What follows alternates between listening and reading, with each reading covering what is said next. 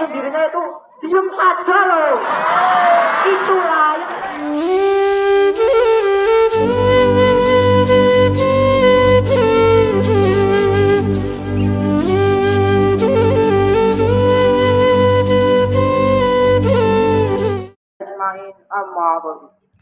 yang terhormat Bapak Kepala SMP Negeri 2 Purbalingga, Bapak Ibu Guru dan staf karyawan SMP Negeri 2 Purbalingga yang saya hormati, serta teman-teman kelas 7 sampai 9 yang saya cintai. Alhamdulillahirrahmanirrahim. Mari kita panjatkan puja dan syukur kepada Allah Ta'ala yang telah memberikan rahmat, nikmat dan hidayah kepada kita semuanya, sehingga kita bisa hadir kumpul di lapangan SMP Negeri 2 Purbalingga dengan kondisi sehat walafiat tanpa kurang suatu apapun. Salawat dan salam semoga senantiasa tercurahkan kepada junjungan kita Nabi besar Nabi Muhammad Sallallahu Alaihi Wasallam yang kelak dan syafaatnya di yaumul akhir. Teman-teman yang saya cintai, kali ini kita berada di bulan Ramadan, bulan di mana kita diwajibkan untuk berpuasa. Puasa yaitu salah satu ibadah yang membutuhkan kejujuran supaya kita bisa mendapatkan pahala, mendapatkan nilai di mata Allah. Tanpa kejujuran, puasa yang kita lakukan tidak ada apa-apanya.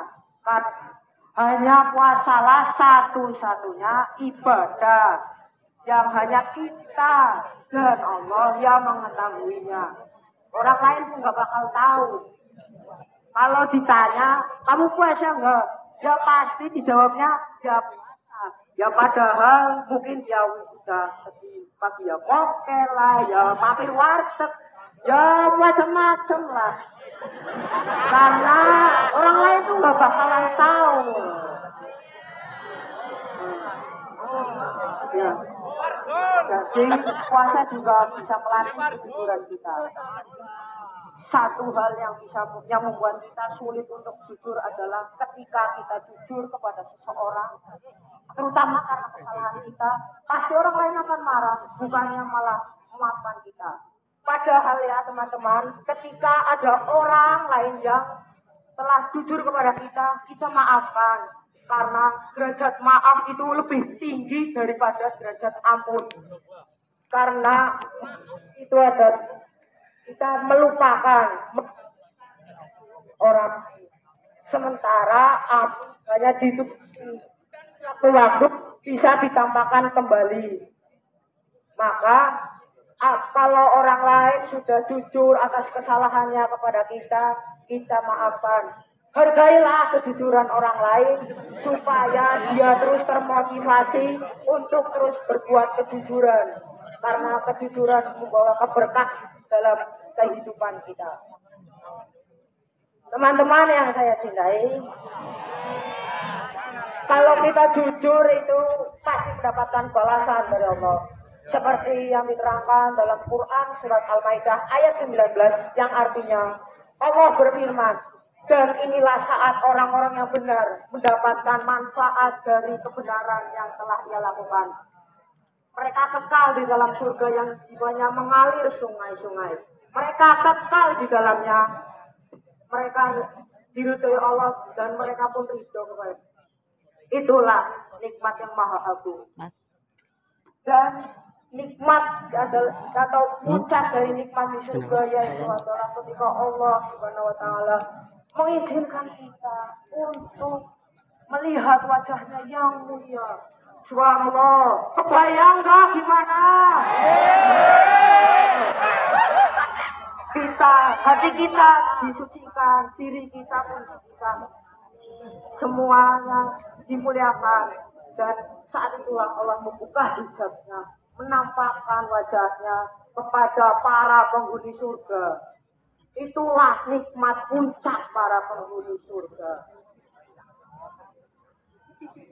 Teman-teman yang saya cintai, jujur juga bisa menghadirkan sikap muraqabah, sikap di mana kita selalu berada dalam pengawasan Allah. Sikap muraqabah ini bisa menghadirkan atau menumbuhkan kejujuran dalam diri kita sendiri. Kalau setiap muraqabah ini dirasakan dan ditanamkan dalam setiap jiwa muslim Indonesia saja, gak ada itu yang namanya kasus korupsi yang sampai 270 yang terjadi di PT Timah itu, yang sedang tren-trennya itu di sosial media itu loh, yang sangat merugikan itu loh. Terus juga gak ada itu yang DPR sampai punya rumah mewah, mobil mewah, kekayaan yang berlimpah sampai miliaran itu. Ya karena kalau lembaga-lembaga pemerintah itu atau yang bekerja di instansi pemerintahan itu gaji dan tunjangannya tidak akan membuat mereka kaya sampai kekayaan itu miliaran itu loh. Ya karena ya yang pemerintahan itu dicukupi, bukan malah membuat kaya loh. Jadinya itu pemimpin dan ya pemimpin itu adalah merupakan amanah yang sangat berat.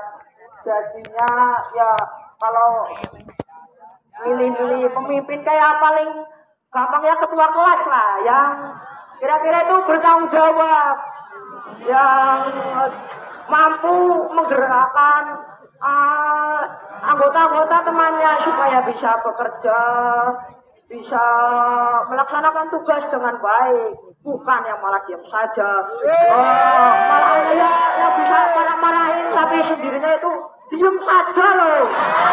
Itulah yang banyak terjadi ya kan, ya kan enggak?